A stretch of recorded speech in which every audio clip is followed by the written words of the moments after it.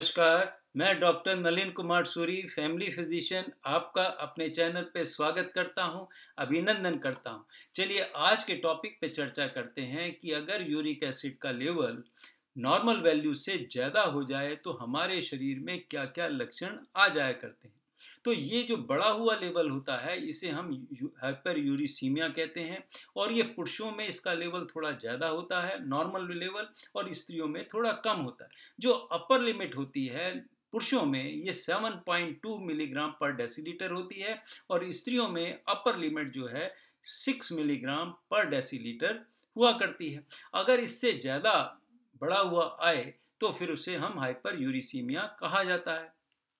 और ये uric acid जो है ये प्यूरिन नाम से उसके ब्रेकडाउन से बनता है। अगर हमारे खाने में प्यूरिन ज़्यादा होगा तो क्या होगा कि ये यूरिक एसिड ज़्यादा बढ़ सकता है या कुछ इस प्रकार की हेरिडिटी कंडीशंस होती हैं जिसमें प्यूरिन ज़्यादा ऑलरेडी होता है और उसके ब्रेकडाउन से भी क्या होगा कि यूरिक एसिड शरीर में बनता रहता है।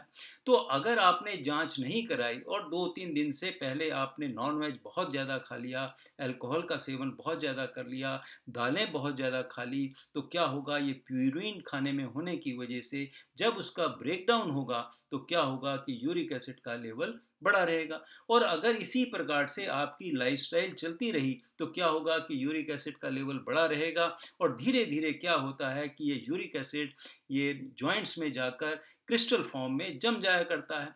और फिर क्या होगा कि अचानक आप देखेंगे कि मैं ठीक ठाक था, कोई मुझे परेशानी नहीं थी, रात को मैं अच्छा भला सोया, सुबेरे उठे या दिन में कभी भी किसी भी जॉइंट में बहुत ज़्यादा स्वेलिंग आ जाती है, बहुत पेनफुल कंडीशन हो जाती है और इतना ज़्यादा घबराहट हो जाती है कि ये हुआ क्या, अचानक ऐसा कैसे हो गया, मैंने ना कोई भागा ना दौड़ा तो इससे जॉइंट्स में इतनी सूजन कैसे आ गई, ज़्यादा वर्किंग भी नहीं करी। तो ये केवल यूरिक एसिड की वजह से होता है। तो इसमें क्या होता है कि जब हाई लेवल में यूरिक एसिड होगा तो उसके जो क्रिस्टल जॉइंट्स में जम जाते हैं तो उसके फिर लक्षण आ जाते हैं। तो देखिए सबसे पहला होगा कि किसी भी जॉइंट में ये जाके जो क्रिस्टल्स हैं वो जम जाया करते हैं। आम तौर पे जो पैरों के अंगूठे होते हैं उनमें उसके जोड़ में जाकर इसका डिपॉजिशन ज़्यादा होता है क्योंकि वो एक्टिव जॉइंट्स होते हैं। इसके अलावा और जॉइंट्स में भी ये यूरिक एसिड के क्रिस्टल जम सकते हैं, गाउट की कंडीशन हो सकती है। जैसे आपके एंकल जॉइंट्स में ये सूजन आ जाएगी, नी जॉइंट्स में आ सकती है, एल्बो जॉइंट्स में आ सकती है, शोल्डर जॉइंट्स में आ सकती है, फिंगर्स के जॉइंट्स में आ सकती है। तो लेकिन मैक्सिमम जो है ये टो पे ये परेशानी आती है और इतनी पेनफुल कंडीशन होती है कि व्यक्ति मतलब घबरा जाता है बहुत ज़्यादा, उसमें परेशानी होने लग जाती है। फिर क्या होगा कि वो वहाँ पर जब इतना दर्द होगा तो धीरे धीरे उसमें स्वेलिंग आ जाती है, सूजन आ जाती है और किसी किसी का तो वो एरिया जो है बहुत लाल हो जाया करता है। तो इतनी ज़्यादा वो पेनफुल कंडीशन हो जाती है, व्यक्ति बहुत ज़्यादा परेशान हो जाता है। फिर क्या होगा कि उसके मूवमेंट्स रिस्ट्रिक्ट हो जाते हैं, वो अपने अंगूठों को या जो भी जॉइंट है उसको हिला नहीं सकता। अगर उसने जरा सा भी उस जॉइंट को हिलाया इतनी ज़्यादा दर्द होती है कि वो बर्दाश्त से बाहर होती है, इतना ज़्यादा दर्द ऐसी कंडीशन में हो सकता है। और यहाँ तक देखा गया है कि उसके जब मूवमेंट्स ही नहीं होंगे तो क्या होता है कि वो उसमें टेंडरनेस बहुत हो जाती है कि उसे जरा सा भी छेड़ा गया, आपने जरा सा भी हाथ लगाया तो वो बर्दाश्त से बाहर हो जाता है। वो किसी डॉक्टर को किसी को भी उस जॉइंट पे हाथ लगाने नहीं देता और वो देखता है कि यहाँ तक कि रात को चादर जो होती है ना जिसपे ऊपर लेके वो सोता है तो चादर की हल्की सी रड़क से भी उसको इतना ज़्यादा ऐसे मरीजों को दर्द होता है। तो ऐसी कंडीशन में देखिए ये इस प्रकार की परेशानी होती है और फिर कोई भी पेन किलर खाने से या कोई भी दवाई ले जाने से वो ठीक हो जाता है, परवाह नहीं करता, 3-4 दिन में वो ठीक हो गए, वो उनको भूल जाता है और इस प्रकार के एपिसोड्स फिर आने शुरू हो जाते हैं। फिर कभी कभी आपने ज़्यादा अल्कोहल का सेवन कर लिया, ज़्यादा प्रोटीन का सेवन कर लिया, कोई भी प्रोटीन का आपने खाया हो, नॉनवेज की खाई हो या वेजिटेरियन प्रोटीन ज़्यादा खा लिया हो, पनीर ज़्यादा खा लिया, तो इस प्रकार की अगर ज़्यादा प्रोटीन जिनमें प्यूरिन होता है तो फिर ये दोबारा रिकरेंट आ जाता है। तो फिर वो डॉक्टर के पास जाते हैं, डॉक्टर देखते हैं तो कहते हैं भाई आपका यूरिक एसिड बहुत बढ़ा हुआ है, ये सारी परेशानी उसकी वजह से आई। वो हम अलग चर्चा करेंगे कि इसका ट्रीटमेंट क्या करना होगा, किस प्रकार से इसे बचाव कर सकते हैं, वो नेक्स्ट वीडियो में बात करेंगे। यहाँ केवल हम लक्षण की बात कर रहे हैं। तो देखिए इस प्रकार की वो कंडीशन हो जाती है। और ये फिर क्या होता है कि धीरे धीरे वो जॉइंट्स जो हैं, अगर आपने ट्रीटमेंट नहीं कराया, बचाव नहीं करा, खान पीन का ध्यान नहीं रखा, तो ये फिर क्रॉनिक कंडीशन में कन्वर्ट हो जाता है। वो एक्यूट कंडीशन थी जिसके मैंने अभी एक्सप्लेनेशन की। क्रोनिक में भी इस प्रकार से होगा, बार बार इस प्रकार के उसको एपिसोड्स आएंगे, इस प्रकार की होगा। जितनी ये बातें मैंने बताई वो फिर दोबारा उस जॉइंट्स में, किसी भी जॉइंट्स में ये परेशानी आती रहती है। और फिर धीरे धीरे क्या होगा, ऐसे बार बार एपिसोड आने से जॉइंट्स डिफॉर्म हो जाते हैं, उनकी शेप बिगड़ जाती है, वो बाहर की तरफ या अंदर की तरफ वो जॉइंट्स का मूवमेंट हो जाता है, वो अंदर रिस्ट्रिक्टेड हो जाते हैं। तो इस प्रकार की डिफॉर्मिटी जो है ऐसे मरीजों में देखने में मिला करती।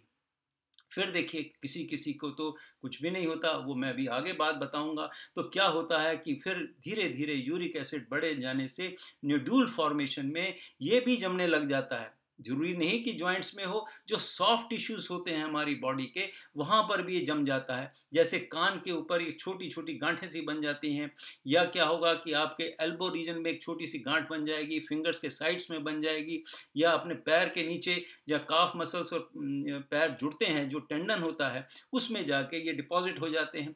और इनको आप हाथ से फिर हिला भी सकते हैं, देख भी सकते हैं। तो इस प्रकार के ये न्यूडल्स फॉर्म में, ये टॉफी जिसे हम टॉफी कहते हैं, ये फॉर्म में ये यूरिक एसिड के क्रिस्टल्स होते हैं, ये वहाँ पे इकट्ठे होते हैं। तो फिर क्या होता है कि इसको ये भस्ट भी हो जाते हैं, फट भी जाते हैं, और उसमें से एक सफ़ेद सफ़ेद पदार्थ इनमें से निकलना चालू हो जाता है। तो ये भी कंडीशन देखिए ऐसे मरीजों में देखी जाती है कि उनके जॉइंट्स में कोई दर्द नहीं हुआ, कोई परेशानी नहीं हुई, लेकिन उनकी टॉफीज जो हैं, तो फिर डॉक्टर जो हैं उसकी जांच करा लेते हैं, उन्हें डायग्नोस करने में बहुत आसानी होती है। और उससे फिर वो जब चेक कराते हैं तो पता लगता है कि यूरिक एसिड आपका बढ़ा हुआ है। फिर उसकी उसकी बचाव के बारे में, फिर ट्रीटमेंट के बारे में फिर डॉक्टर सलाह दिया करते हैं। अब बात करते हैं कि देखिए इससे, जैसे मैंने कहा, किडनी स्टोन्स भी बन सकते हैं। कि क्या होता है कि जब लगातार आपके यूरिक एसिड बढ़ा रहेगा, आपने लापरवाही करी, तो क्या होगा कि ये छोटे छोटे क्रिस्टल जो हैं गुर्दों में भी जमते चले जाते हैं, और जमते जमते ये बड़े रूप में भी ले लेते हैं, बड़ी स्टोन की फॉर्मेशन भी हो जाती हैं, जो पता ही नहीं लगता। तो क्या होगा कि वो स्टोन जब अपनी जगह छोड़ता है तो उससे बहुत पेनफुल कंडीशन होती है। पेशाब में खून भी आ सकता है, उल्टियाँ भी हो सकती हैं, या उल्टी आने का मन भी कर सकता है, पेशाब में इन्फेक्शन भी हो सकता है। तो फिर जब वो जांच कराते हैं डॉक्टर, तो पता लगता है कि आपका यूरिक एसिड बढ़ा हुआ है। तो ये यूरिक एसिड की वजह बढ़े होने से क्या होता है कि वो स्टोन फॉर्मेशन हो गया, वहाँ जो है मतलब पथरी बन गई गुर्दों में। और अगर आपने लापरवाही करी, तो अगर ऐसी जगह में पथरी फंस गई कि वो गुर्दों तक को खराब कर सकती है, तो फिर क्या होगा कि आपके धीरे धीरे गुर्दे भी खराब हो सकते हैं। तो ये कंडीशन भी बन जाती है। तो उसकी फिर क्या होगा कि पैरों में सूजन आ जाएगी, आपको बहुत ज़्यादा थकावट महसूस होने लग जाएगी, पेशाब की मात्रा कम हो जाएगी, यूरिया लेवल बढ़ जाता है, क्रिएटिनिन लेवल बढ़ जाता है। तो इस प्रकार की ये परेशानी आ जाती हैं।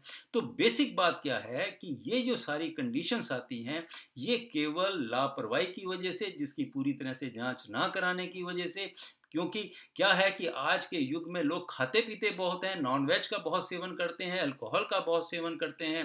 तो ये जो बीमारी है, लगभग 5 व्यक्तियों में से 1 व्यक्ति में हो सकता है कि उसका यूरिक एसिड का लेवल बढ़ा हुआ है। और लापरवाही की वजह से क्या होगा कि इस प्रकार के वो परेशानियों में फिर फंस जाते हैं। ना वो कभी लैब में ब्लड टेस्ट कराते हैं, ना वो कभी जांच कराते हैं, खाना पीना खूब होता है। और उसके साथ साथ क्या होता है कि एक मेटाबॉलिक सिंड्रोम भी बन जाता है कि इतनी ज़्यादा डाइट खाने की वजह से, ओबीस हो जाने की वजह से ब्लड प्रेशर भी बढ़ जाता है, इंसुलिन रेजिस्टेंस डायबिटीज़ हो जाती है, या वैसे ही डायबिटीज़ मेलाइटिस हो जाती है, कोलेस्ट्रॉल का लेवल बहुत बड़ा होता है। तो ये सारे सिम्टम की जब जब डॉक्टर जांच कराते हैं, तो उसमें यूरिक एसिड भी बढ़ा हुआ बहुत सारे व्यक्तियों में मिलता है। और इससे पता लग जाता है कि इनकी लाइफस्टाइल जो है बहुत ख़राब है, क्योंकि नेचुरल वे में हमारे गुर्दे इतने अच्छे हैं कि थोड़ा बहुत यूरिक एसिड अगर बड़ा भी होता है, तो क्या होता है कि उसे वॉश आउट कर देता है। तो देखिए ये सारे सिम्टम्स जो मैंने बताया, हो सकता है कि ये ना भी हों। ऐसे भी बहुत सारे केसेस देखे जाते हैं जिसमें ना तो गाउट होता है, ना उनकी टॉफी बनती है, ना उन्हें किडनी स्टोन, तो अंदर अंदर चुपचाप बनते चले जाते हैं, लेकिन उनकी लापरवाही की वजह से क्या होता है कि गुर्दे भी खराब हो सकते हैं। तो इसलिए जांच में हमेशा अपने साल में 1-2 बार तो ज़रूर अपनी लैब में जाकर पूरा चेकअप करा लेना चाहिए कि कहीं ऐसा ना हो कि लापरवाही की वजह से धीरे-धीरे एसिम्प्टोमेटिक कंडीशन होने से खाना-पीना खूब खाया जा रहा है, मीट मसाले खाए जा रहे हैं, बहुत ज़्यादा प्रोटीन का सेवन किया जा रहा है, एक्सरसाइज नहीं करते हैं, ब्लड प्रेशर बढ़ा हुआ है, डायबिटीज़ बढ़ी हुई है, तो क्या होगा कि ये जो बीमारी है, यूरिक एसिड जो है, साधारण सा इलाज है, उसकी लापरवाही से इस परेशानी में लोग फंस जाया करते हैं। तो इसलिए इसको कभी इग्नोर ना करें।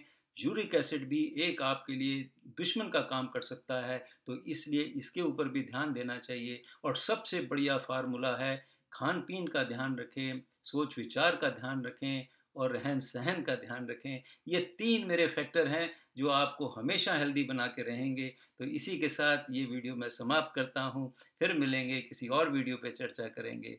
तब तक के लिए नमस्कार, बाय बाय।